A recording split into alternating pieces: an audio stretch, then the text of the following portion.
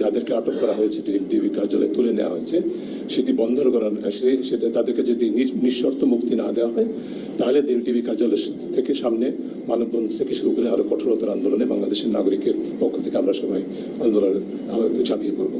এটা সকলের জন্য আমি অবগতির জন্য জানাচ্ছি। এবং সরাসরি এখানে ডিবি কার্যালয়ের প্রতিনিধিরাও আছেন সম্ভবত, তাদেরকেও বলছি এটা না থাকার কথা নয়, তাদেরকেও বলছি এটা আপনার কর্তৃপক্ষকে জানিয়ে দেবেন। কিন্তু একটি কথা আমি বলতে চাচ্ছিলাম, তার মধ্যে প্রথম যে বিষয়টি সেটা হচ্ছে যে সরকার ভুলে গেছে, কর্তৃপক্ষ ভুলে গেছে যে মানুষের বাক স্বাধীনতা, মত প্রকাশের স্বাধীনতা, মানুষের অধিকার ভিত্তিক আন্দোলনের যে স্বাধীনতা, বৈষম্য বিরোধী আন্দোলনের যে স্বাধীনতা, সেটি সাংবিধানিক অধিকার, এটি কোনো অপরাধ নয়। এটা ভুলে গিয়ে এটাকে অপরাধ হিসেবে বিবেচনা করে রাজনৈতিক সুবিধা অর্জনের জন্যই হোক, যেই কারণেই হোক, প্রতিপক্ষকে ঘায়েল করার জন্যই হোক, যেই কারণেই হোক, তারা কিন্তু দমন নিপীড়নের পথ অনুসরণ করেছে। এবং এই পথে তারা সমস্ত রাষ্ট্রীয় প্রতিষ্ঠানগুলোকে, যাদের উপর অর্পিত দায়িত্ব আইনের রক্ষকের, তাদেরকে আইনের ভক্ষকে রূপান্তরিত করার সুযোগ করে দিয়েছে। এবং সেটা তারা অবারিতভাবে করতে পেরেছেন, কারণ দীর্ঘ প্রক্রিয়ার মাধ্যমে এই প্রতিষ্ঠানগুলোকে দলীয়করণ করা হয়েছে। দলীয়করণের মাধ্যমে অতিরিক্ত সক্ষমতা দেওয়া হয়েছে আইন বহির্ভূতভাবে। সেই সক্ষমতাকে সেই ক্ষমতাকে নির্বিচারে অপব্যবহার করে মানুষের অধিকার হরণ করছে। স্বল্প মেয়াদে ভাবছে যে তারা তাদের প্রভুদের সুবিধা করে দিচ্ছেন, কিন্তু দীর্ঘমেয়াদে এটা যে বুমেরাং হয় সেটা কিন্তু তারা ভুলে গেছে। পৃথিবীর ইতিহাস বলে, বাংলাদেশের ইতিহাসও তাই বলে, এটা বুমেরাং হতে বাধ্য, সেটা তারা ভুলে যাচ্ছেন। কাজে এই পথ থেকে সরে আসতে হবে। আমরা সেই দাবি আবারও জোরালোভাবে উল্লেখ করতে চাই। দ্বিতীয় যে বিষয়টি বলতে চাই, সরকারকে মনে রাখতে হবে যে ক্ষমতার ভিত্তি যখন জনবিচ্ছিন্ন একটা অবস্থানে চলে যায়, যেই অবস্থা তারা তৈরি করেছেন এখন এই দেশে, আমরা সবাই বলেছি ইতিমধ্যে, প্রতিটি মানুষ বিক্ষুব্ধ, প্রতিটি মানুষ শঙ্কিত, প্রতিটি মানুষ নিরাপত্তাহীনতায় ভুগছে। ডিবি বলছে আমাদের শিক্ষার্থী কোঅর্ডিনেটরদেরকে, সমন্বয়কদেরকে নিরাপত্তা দেওয়ার জন্য তাদের ডিবি কার্যালয়ে নিয়ে যাওয়া হয়েছে। এটা কত অবৈধ, অসাংবিধানিক সেটি ইতিমধ্যে বলা হয়েছে। এটা আদালতে আজকে গতকাল বক্তব্য এসেছে, আদালতে আজকে হয়তো আমরা একটা রায় পাবো, সেদিকে আমি যাচ্ছি না। আমি যদি ডিবি কার্যালয়, ডিবি কর্তৃপক্ষের কথাই ধরে নেই, এদেশের এখন প্রতিটি নাগরিক নিরাপত্তাহীনতায় ভুগছে। তাহলে আপনি কি সারা দেশটাকে ডিবি কার্যালয়ে রূপান্তর করবেন? করেন। রাষ্ট্রকে একটা নজরদারি ভিত্তিক রাষ্ট্রে রূপান্তর করে ফেলেছেন, যেটি হওয়ার কথা ছিল না। স্বাধীনতার চেতনা আমাদের কিন্তু ছিল না।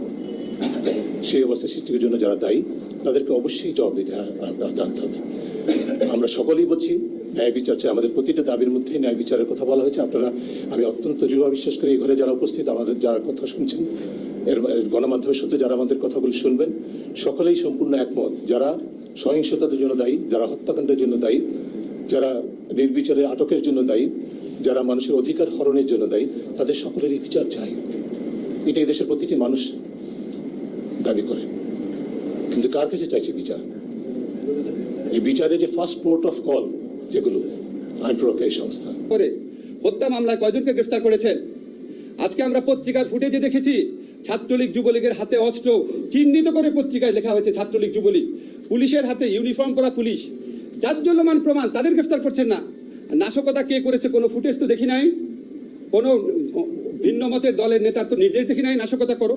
হতে পারে ওনারা জড়িত আছে, কিন্তু কোনো প্রমাণ নাই এখনো। প্রমাণের আগেই হাজার দশেক গ্রেফতার করে ফেলেছেন। আর যেটা জাজ্জল্যমান প্রমাণ, মানুষের জীবন সম্পদের চেয়ে অনেক বেশি ইম্পর্টেন্ট। আমাদের প্রধানমন্ত্রী, আপনি বলেন স্বজন হারানোর বেদনা আপনি বুঝেন। সরি, আমার কাছে মনে হয় স্বজন হারানোর বেদনা আপনি বুঝেন, শুধু নিজেরটা বুঝেন। না হলে এই শত শত হত্যাকারী যারা আছে, শত শত মানুষকে যারা হত্যা করেছে, আমাদের প্রায় 100 শিশু কিশোর ছাত্রকে যারা হত্যা করেছে, 100 একটু কম হতে পারে, 70-80 জন। আপনি শ্রীলঙ্কাতে 10 জন বিক্ষোভকারীকে হত্যা করা হয়েছিল এই রাজাপাকসের বিরুদ্ধে আন্দোলনে। 10 জন বিক্ষোভকারী মারা যাওয়ার পর উনি ক্ষমতা ছেড়ে চলে গেছেন। উনারও কম দম্ভ ছিল না, কম শক্তি ছিল না, কম সেনাবাহিনী ছিল না, কম পুলিশ ছিল না। আজকে 10 জন শুধু শিশু কিশোর মারা গেছে, শিশু মারা গেছে, শিশু 9 জন আর 10 জন তো একই। এই 10 জনের প্রায় কমপক্ষে 267 জন মানুষ মারা গেছে। আপনার পদত্যাগের দাবিতে যে সারা বাংলাদেশের মানুষ গণ আন্দোলন করছে না, এটাই তো আপনার সৌভাগ্য। সেদিকে আমাদেরকে ধাবিত করেন না, হত্যাকারীর বিচার করেন, গণরুম কেন্দ্রিক টর্চার সেলের অবসান ঘটান, বিশ্ববিদ্যালয় সত্যিকারের অভিভাবক দায়িত্ব পালন করতে পারে, নীল দলেও ভালো শিক্ষক আছে, ভালো মানুষ আছে, তাদেরকে উপাচার্য নিয়োগ দেন। আজকে যে সমস্ত মন্ত্রীদের কথা বলা হয়েছে, আমরা দম্ভ দেখেছি, গুলি বর্ষণের কথা পর্যন্ত শুনেছি। একজন মন্ত্রী নাকি বলেছে, আপনারা চেক করবেন যে তাদের কাছে নাকি এত গুলি আছে, প্রতি সেকেন্ডে একটা করে গুলি করলেও 5 বছর শেষ হবে না। এদেরকে আপনি বিচার না করতে পারেন, এদেরকে মন্ত্রিসভা থেকে বাদ দেন, মানুষের বুকের ক্ষত দূর করেন, ক্রোধ দূর করেন, সব ঠিক হয়ে যাবে। মানুষকে আরো উত্তেজিত করে, মানুষকে আরো ক্ষত বাড়িয়ে আপনারা কিভাবে চান যে সবকিছু সবাই ভুলে যাবে? সবকিছুই যদি আমরা ভুলে যাই তাহলে তো আমরা মুক্তিযুদ্ধ করতাম না, তাহলে তো আমরা 90-এর আন্দোলন করতাম না। আমি একটু লিগাল ইস্যুতে কথা বলি। আজকে আপনারা দেখেছেন ডাকসুর একজন নির্বাচিত প্রতিনিধি, ভুয়া ভোটে নির্বাচিত না, ডাকসুতে ঢাকা বিশ্ববিদ্যালয়ের ছাত্রদের ভোটে নির্বাচিত সভাপতি, সাবেক সভাপতি নুরুল হক নূরকে কিভাবে টর্চার করা হয়েছে রিমান্ডে। এই ধরনের টর্চার বাংলাদেশের সংবিধানের আর্টিকেল 35-এর সুস্পষ্ট লঙ্ঘন। রিমান্ডে নুরুল হক নাহিদকে যে অত্যাচার করা হয়েছে, তার সারা গায়ে আমরা যে আঘাতের চিহ্ন দেখেছি, এগুলি সংবিধানের সুস্পষ্ট লঙ্ঘন। আজকে রিমান্ডে নূরকে এইভাবে মারার পর আবার রিমান্ড দেয় আদালত। এটা কোন আদালত? আমি আইনের শিক্ষক, এটা কোন আদালত? সুপ্রিম কোর্টের কাছে আমার আহ্বান, প্রধান বিচারপতি আপনার কাছে আমার আহ্বান, এই যে সুপ্রিম কোর্টের নির্দেশনা রয়েছে রিমান্ডের ক্ষেত্রে, এই নির্দেশনা লঙ্ঘন করে নিম্ন আদালত কিভাবে আবার তাদেরকে রিমান্ডের আদেশ দিচ্ছে? আপনি তাদের বিরুদ্ধে ব্যবস্থা নেন। সুপ্রিম কোর্টের নির্দেশনা অমান্য করছে। যেই বিরোধী দলের ভিন্ন মতের যে মানুষই যায় তাকে রিমান্ডে দিয়ে দেয়। রিমান্ড দেওয়া কি বাংলাদেশের সাংবিধানিক আইনে পরিণত হয়েছে? রিমান্ডে দিতে হবে? নিম্ন আদালত কেন কাজ করতে পারছে না? নিম্ন আদালতের উপর আইন মন্ত্রণালয়ের একচ্ছত্র আধিপত্য কায়েম করা হচ্ছে লাস্ট রুলসের মাধ্যমে। আমি উচ্চ আদালতের কাছে প্রার্থনা করব, আপনারা স্বতঃপ্রণোদিতভাবে অনেক ব্যবস্থা নিতে পারেন। গণস্বাস্থ্য কেন্দ্র থেকে চিকিৎসাধীন অবস্থায় জোর করে কেন সমন্বয়ককে তুলে নেওয়া হয়েছে? এটিভির বিরুদ্ধে ব্যবস্থা নেন। আমরা আপনাদের দিকে তাকিয়ে থাকি, আপনারা সংবিধানের রক্ষক, আমাদের লাস্ট রিসোর্ট। আপনাদের কাছে আপিল করছি, সুস্পষ্টভাবে সংবিধানের যে লঙ্ঘন হচ্ছে, 24 ঘন্টার মধ্যে আদালতে হাজির করার কথা। ডিবি যদি নিরাপত্তার হেফাজতেও নিয়ে থাকে, আদালতে হাজির হয়ে আদালতের নির্দেশনা দেওয়ার কথা। চোখের সামনে সংবিধান লঙ্ঘন করছে, আর্টিকেল 33 লঙ্ঘন করছে, আর্টিকেল 35 লঙ্ঘন করছে, গোপনীয়তার অধিকার লঙ্ঘন করছে, চোখের সামনে করছে, দম্ভ ভরে করছে। উচ্চ আদালতের কাছে প্রার্থনা করি আপনারা স্বতঃপ্রণোদিতভাবে এদের বিরুদ্ধে ব্যবস্থা নেন। আরেকটা কথা বলে শেষ করছি, আমাদের মুক্তিযুদ্ধের চেতনা হচ্ছে অন্যায়, অবিচার, অত্যাচার, নিপীড়নের বিরুদ্ধে যুদ্ধ। আজকে কোটা সংস্কার আন্দোলন না, এই আন্দোলনে বাংলাদেশের যত মানুষ আছে, যত ছাত্র তরুণ জনতা আছে, তারা হচ্ছে মুক্তিযুদ্ধের চেতনার প্রকৃত বাহক। যারা তাদের উপর গুলি চালাচ্ছে, যারা অপপ্রচার চাচ্ছে, নির্যাতন করছে, গণগ্রেফতার করছে, তারা হচ্ছে 2024 সনের রাজাকার, কারণ তারা গণমানুষের বিরুদ্ধে দাঁড়িয়েছে।